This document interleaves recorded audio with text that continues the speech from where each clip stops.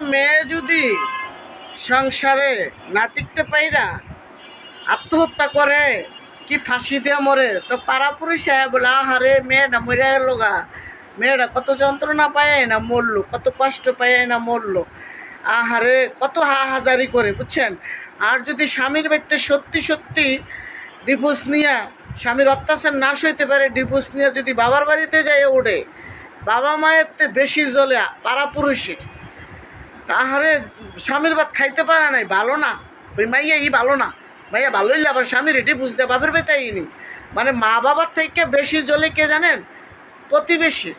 প্রতিবেশী মনে যে খাওয়াইব, প্রতিবেশী এত জ্বলন জ্বলে, মানে ওই ডিভোর্সি মায়েরা দেখলে আইতে বইতে শুইতে মেয়েটার কথা শোনাইব।